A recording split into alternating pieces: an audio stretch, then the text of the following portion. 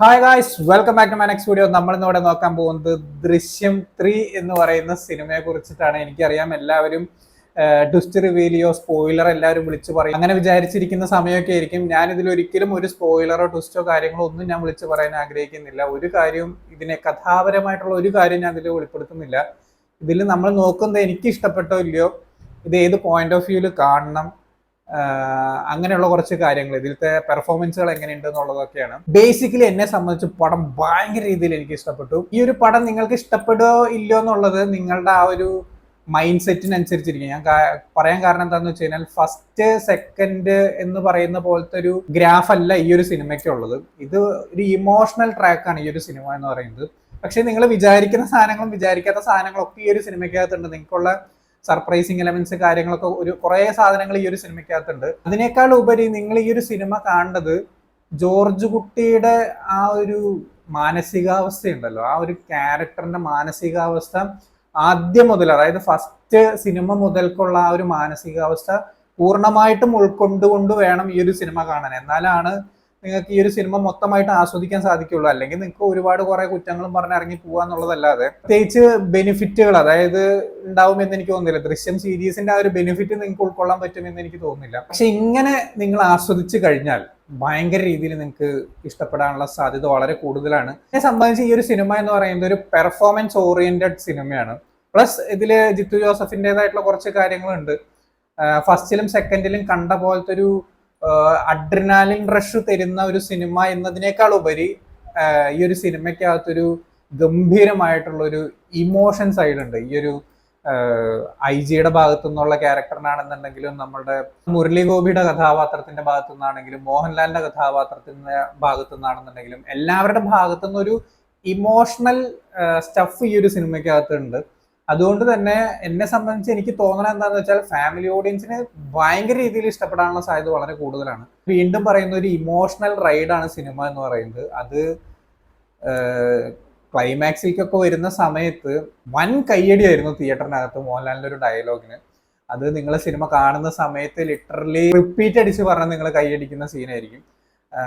പക്ഷെ ഞാൻ ഇപ്പോഴും വീണ്ടും വീണ്ടും പറയുന്ന ഒരു കാര്യം എന്താണെന്ന് വെച്ചാൽ, ഇമോഷണലി കാര്യങ്ങളുള്ള ഒരു ഗംഭീര പെർഫോമൻസ് ഓറിയന്റഡ് ആയിട്ടുള്ള, എന്നാൽ ജിത്തു ജോസഫിന്റെ ക്രൈം ത്രില്ലറുകളിൽ കണ്ടുവരുന്ന കുറെ സാധനങ്ങൾ എലമെന്റ്സ് ഉൾപ്പെടുത്തിയിട്ടുള്ള കുറെ സർപ്രൈസിങ് എലമെന്റ്സ് നിങ്ങൾക്കുള്ള കാര്യങ്ങളാണ്. ഇതിൽ ഞാൻ ഒന്നും റിവീൽ ചെയ്തിട്ടില്ല. ഒരു കാര്യങ്ങളും ഞാൻ ഈ ഒരു വീഡിയോക്കകത്ത് റിവീൽ ചെയ്തിട്ടില്ല. നിങ്ങളെ സിനിമ എല്ലാവരും, എനിക്കറിയാം മോഹൻലാൽ ഫാൻസിനോ മമ്മൂക്ക ഫാൻസിനോ ഒന്നുമല്ല, കേരളത്തിലുള്ള എല്ലാ ഓഡിയൻസും, അല്ലെങ്കിൽ ദൃശ്യം ഫസ്റ്റും സെക്കൻഡും കണ്ടിട്ടുള്ള എല്ലാ ഓഡിയൻസും ഈ ഒരു സിനിമ കാണുമെന്നുള്ളത് 100% എനിക്ക് ഉറപ്പ് തന്നെയാണ്. പക്ഷെ ഞാൻ ഇതിനകത്ത് വേറെ ഒന്നും പറയുന്നില്ല. നിങ്ങൾ തിയേറ്ററിൽ നിന്ന് തന്നെ പോയി കണ്ട് ആസ്വദിക്കേണ്ട കുറച്ച് സാധനങ്ങൾ ഈ ഒരു സിനിമയ്ക്കകത്തുണ്ട്. ഡ്രാസ്റ്റിക് ആയിട്ടുള്ള ഒരു ചേഞ്ച് തന്നെ എല്ലാ ക്യാരക്ടേഴ്സിനും ഈ ഒരു സിനിമയ്ക്കകത്ത് വരുത്തിയിട്ടുണ്ട്. ജിത്തു ജോസഫ് ആദ്യം ഒരുപാട് ഇന്റർവ്യൂസിനകത്ത് പറഞ്ഞിട്ടുണ്ട്, നല്ല രീതിയിൽ വരുന്ന ചേഞ്ചുകൾ, ഇവരുടെ പ്രായത്തിൽ വരുന്ന ആ ഒരു ചേഞ്ചുകളുടെ ആഫ്റ്റർ എഫക്ട്സ് കാര്യങ്ങളൊക്കെ ഈ ഒരു സിനിമയ്ക്കകത്ത് കൊണ്ടുവരുന്നുണ്ട്.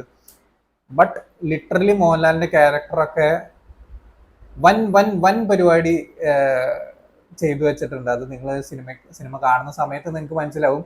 അതുപോലെ തന്നെ സിദ്ദിഖിന്റെ ക്യാരക്ടറിനാണെങ്കിലും ഒരുപാട് ചേഞ്ച് വന്നിട്ടുണ്ട്. ഗീതാ പ്രഭാകറിന്റെ ക്യാരക്ടറിന് ഒരുപാട് ചേഞ്ച് വന്നിട്ടുണ്ട്. ഞാൻ പറഞ്ഞ എല്ലാവർക്കും നല്ല രീതിയിൽ ചേഞ്ച് വന്നിട്ടുണ്ട്. എന്നെ സംബന്ധിച്ച് എനിക്കിതിൽ മുരളി ഗോപിയുടെ ക്യാരക്ടർ ഭയങ്കര രീതിയിൽ ഇഷ്ടപ്പെട്ടു.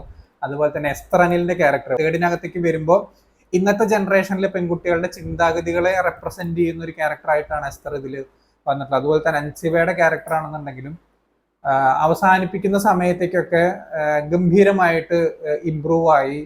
അവരുടെ മാനസികാവസ്ഥ കാണിക്കുന്ന സാധനങ്ങൾ വളരെ മെച്ചുവേർഡ് ആയിട്ട് അവരത് ചെയ്തു വെച്ചിട്ടുണ്ട്. എന്നെ സംബന്ധിച്ചത് ഭയങ്കര സന്തോഷമായിരുന്നു അത് കാണുന്ന സമയത്ത്. അതുപോലെ തന്നെ മീനയുടെ ക്യാരക്ടർ ആണെന്നുണ്ടെങ്കിലും കുറച്ചും കൂടി ഒരു റൊമാൻറ്റിക് ആയിട്ടുള്ള കുറച്ച് ഒരു എലമെന്റ്സ്, നമുക്ക് വയസ്സാവും തോറും ഒരു ഇഷ്ടം കൂടുതൽ വരും. മനസ്സിന്റെ ഒരു പൊടി വശങ്ങൾ കൂട്ടിയിട്ട് മോഹൻലാലിനോടുള്ള ആ ഒരു അറ്റാച്ച്മെന്റും കാര്യങ്ങളൊക്കെ കാണിക്കുന്നുണ്ട്. അത് പറഞ്ഞിട്ട് വേറെ രീതിയിലൊന്നും അല്ല ഞാൻ പറഞ്ഞത്. അത് കുറച്ചും കൂടി നല്ല രസമായിട്ട് അവരത് കവർ ചെയ്തിട്ടുണ്ട്. കുറച്ചും കൂടി ഒരു കൊഞ്ചലൊക്കെ കൂടിയിട്ടുള്ള ഒരു ക്യാരക്ടർ, ആ ഒരു ചേഞ്ചസ് ഈ ഒരു സിനിമയ്ക്കകത്ത് വന്നതായിട്ട് എനിക്ക് തോന്നി പേഴ്സണലി. ഒക്കെ അങ്ങനെ തന്നെയാണ് ഫസ്റ്റിലും സെക്കൻഡിലൊക്കെ. പക്ഷെ ഇതിലൊരു പൊടിക്ക് കെയറിങ്ങും കുട്ടികളോടുള്ള ആ ഒരു അറ്റാച്ച്മെന്റ് കാര്യങ്ങൾ, അതുപോലെ തന്നെ ലാലേട്ടനോടുള്ള ആ ക്യാരക്ടറിനോടുള്ള, ജോർജ് കുട്ടിയോടുള്ള ആ ഒരു അറ്റാച്ച്മെന്റ് കാര്യങ്ങളൊക്കെ നല്ല രീതിയിൽ വ്യത്യാസങ്ങൾ ഈ ഒരു സിനിമയ്ക്കകത്ത് വന്നിട്ടുണ്ട്. അതുപോലെ തന്നെ ഞാൻ പറഞ്ഞില്ലേ കുറെ സർപ്രൈസിങ് ആയിട്ടുള്ള കുറെ കാര്യങ്ങളൊക്കെ ഉണ്ട് ഈ ഒരു സിനിമയ്ക്കകത്ത്, അതൊന്നും ഞാൻ പറയില്ല. എല്ലാവർക്കും നല്ല രീതിക്ക് ചേഞ്ച് വന്നിട്ടുണ്ട്.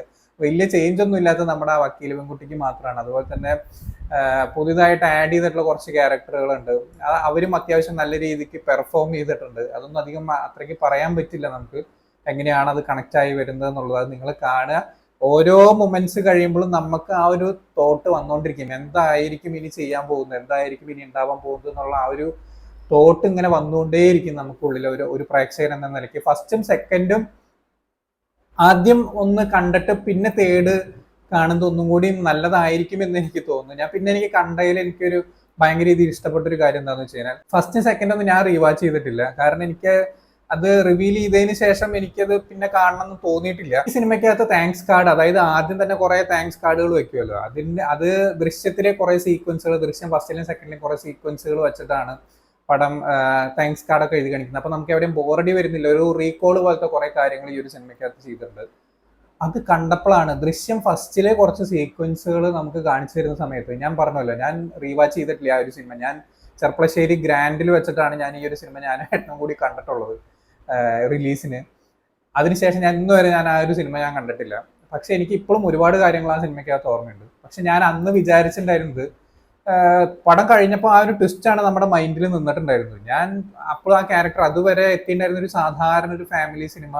മോഹൻലാലിന് ഇതൊക്കെ കേക്ക് വാക്കല്ലേ, മോഹൻലാൽ ഇത് ഇവിടം സ്വർഗമാണെന്നുള്ള പടത്തിലൊക്കെ ചെയ്തു വെച്ചിട്ടുള്ള പോലത്തെ ഒരു നാടൻ കർഷകൻ എന്നുള്ള നിലയ്ക്ക് ചെയ്തു വെച്ചിട്ടുള്ള ഒരു കഥാപാത്രം ക്ലൈമാക്സിൽ അങ്ങോട്ട് പീക്ക് ചെയ്ത് പോയതാണെന്നുള്ളതൊക്കെ ആയിരുന്നു ഞാൻ അന്ന് കുട്ടിയായിരുന്നു, ഞാൻ 8-ലോ 9-ലോ എങ്ങാണ്ട് പഠിക്കുന്ന സമയത്ത് അങ്ങനെയായിരുന്നു എൻ്റെ ഒരു ചിന്താഗതി എന്ന് പറഞ്ഞു കഴിഞ്ഞാൽ. പക്ഷെ ഈ ഒരു സമയത്ത് ഞാനത് റീകോൾ ചെയ്തപ്പോൾ ഞാൻ ഞെട്ടിപ്പോയി. കാരണം ചെറിയ ചെറിയ മൈന്യൂട്ട് സാധനങ്ങളടക്കം ഇപ്പോഴും ആസ്വദിക്കാൻ പറ്റുന്നുണ്ട്. അത് ഇപ്പോഴും ഇത്ര ഈസി ആയിട്ട് അങ്ങനെ ചെയ്തത് എന്നെ വലിയ രീതിയിൽ അത്ഭുതപ്പെടുത്തുന്ന ഒരു കാര്യമാണ്. ഞാൻ അങ്ങനെ ഒരു സിനിമയും കണ്ടത് അങ്ങനെ റീവാച്ച് ചെയ്യാത്ത ഒരാളാണ് ഞാൻ. സോ അതുകൊണ്ടാണ് ഞാൻ പറഞ്ഞത്, ഒന്നും കൂടി നിങ്ങൾ ഈ ഒരു സിനിമ റീവാച്ച് ചെയ്ത് പോയി കഴിഞ്ഞാൽ, ഫസ്റ്റും സെക്കൻഡും റീവാച്ച് ചെയ്തിട്ട് തേർഡ് കാണാൻ പോയി കഴിഞ്ഞാൽ ഒന്നും കൂടി ആ ഒരു ക്യാരക്ടർ ഇമോഷൻസ് നിങ്ങൾക്ക് കണക്ട് ചെയ്യാൻ പറ്റുമെന്നാണ് എനിക്ക് തോന്നുന്നത്. പ്രത്യേകിച്ച് ന്യൂട്രൽ ഫാൻസുകാരൊക്കെ ഉണ്ടല്ലോ, ഫാൻസുകാർ എന്തായാലും ഇതിനെ ആ ഒരു രീതിയിലൊക്കെ കാണാൻ വേണ്ടിയിട്ടുള്ള ഒരുപാട് ശ്രമങ്ങൾ ഉണ്ടാകും. പക്ഷെ ന്യൂട്രൽ ആയിട്ടുള്ള ആൾക്കാർ അങ്ങനത്തെ രീതിയിൽ കണ്ടു കഴിഞ്ഞാൽ ഒന്നും കൂടി എഫക്റ്റീവായിട്ട് നിങ്ങൾക്ക് ആസ്വദിക്കാൻ പറ്റും. ലാസ്റ്റ് ഒക്കെ എത്തുന്ന സമയത്ത് മോഹൻലാലിന്റെ ഒക്കെ ഞാൻ പറഞ്ഞില്ലേ നേരത്തെ 1-2 ഡയലോഗും കാര്യങ്ങളൊക്കെ ഉണ്ട്, അതൊക്കെ ലിറ്ററലി ഗൂസ് ബം കയ്യടിയും കാര്യങ്ങളൊക്കെ ആയിരുന്നു. സോ എന്തായാലും നിങ്ങൾ എല്ലാവരും തിയേറ്ററിൽ നിന്ന് തന്നെ പടം കാണുക. ഞാൻ വേറെ ഒന്നും എടുത്ത് പറയാൻ ആഗ്രഹിക്കുന്നില്ല. സോ നിങ്ങൾ ഈ ഒരു സിനിമ കണ്ടിട്ടുള്ളവരാണെങ്കിൽ എന്താണ് നിങ്ങൾക്ക് ഈ ഒരു സിനിമയെ കുറിച്ചുള്ള അഭിപ്രായം എന്നുള്ളത് താഴെ കമന്റ് ബോക്സിൽ രേഖപ്പെടുത്തുക. സോ വീഡിയോ ഇഷ്ടപ്പെട്ട ലൈക്ക് ചെയ്യുക, ഷെയർ ചെയ്യുക, കമന്റ് ചെയ്യുക, ചാനൽ സബ്സ്ക്രൈബ് ചെയ്യുന്നതിന് മറക്കാതിരിക്കുക. See you in the next video guys.